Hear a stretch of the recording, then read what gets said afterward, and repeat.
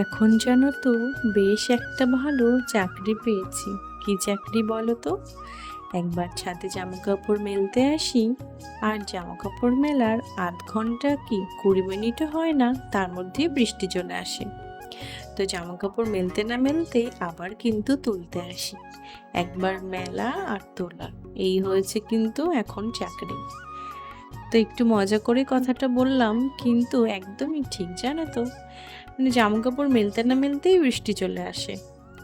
আকাশে কিন্তু খুব মেঘ করে আছে জানো, কিন্তু জামা কাপড়গুলো ধুয়ে নিয়ে এসে ঘরে মেলতে কি আর ইচ্ছা করে?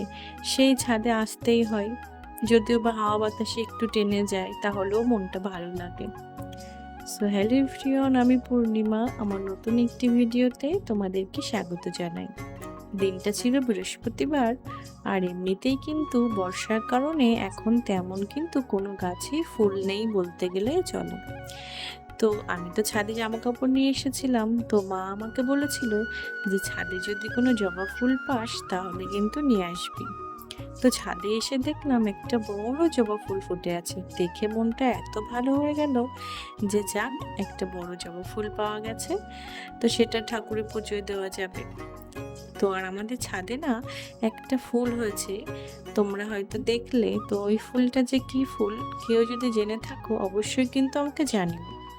ফুলটা জলেই হয়েছে, কিন্তু ফুলটা না দেখতে ছোট ছোট সাদা গোলাপের মতন, পাপড়িগুলো দেখতে কিন্তু খুব সুন্দর লাগছিল।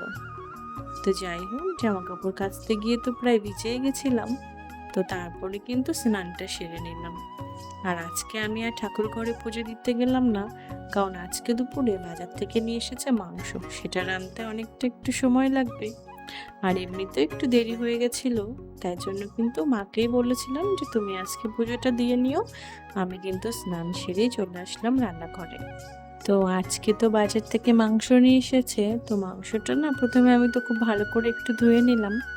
আর তারপরে কিন্তু মাংস রান্নার জন্য আমি সমস্ত কিছু গুছিয়ে নিয়ে রান্নাটা কিন্তু বসিয়েও দিয়েছি। তো সবার প্রথমে আলুটা ভাজা করতে বসিয়েছিলাম।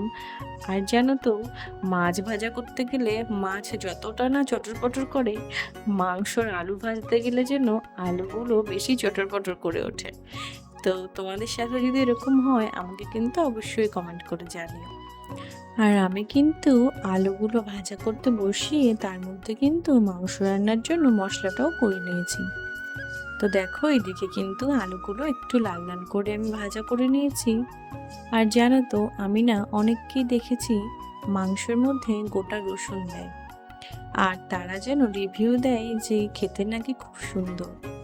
তো আমি তো কোনোদিনও খাইনি, কিন্তু হঠাৎ ফোনে একটা ভিডিও দেখলাম। তো মনে মনে আমারও একটু ইচ্ছা হলো যে আজকে আমিও একটু গোটা রসুন দিয়ে দেখব যে খেতে কিরকম লাগে।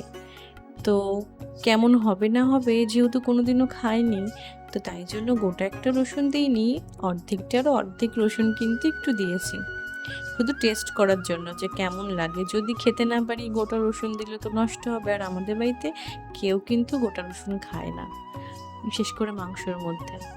তো যাই হোক, আমি তো এদিকে মাংস রান্নাটা বসিয়ে দিয়েছি। তো প্রথমে একটু তেলের মধ্যে মাংসগুলোকে একটু ভাজা ভাজা করে নেওয়ার পরে তারপরেই মশলাটা দিয়ে পরিমাণ মতো হলুদ আর লবণ দিয়ে মাংসটা কিন্তু খুব ভালোভাবে কষিয়ে নেব।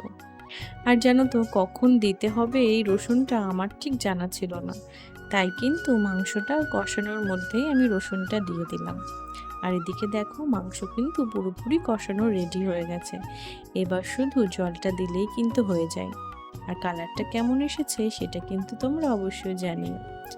আর সত্যি কথা বলতে, খাওয়ার পরেই যেহেতু আমি ভিডিওটাতে ভয়েস দিচ্ছি, তো রসুনটা খেতে কিন্তু একদম খারাপ লাগেনি, বেশ ভালোই লাগলো। তো পরের বার থেকে ট্রাই করা যাবে। তো তোমরা সবাই ভালো থেকো, টাটা সবাইকে।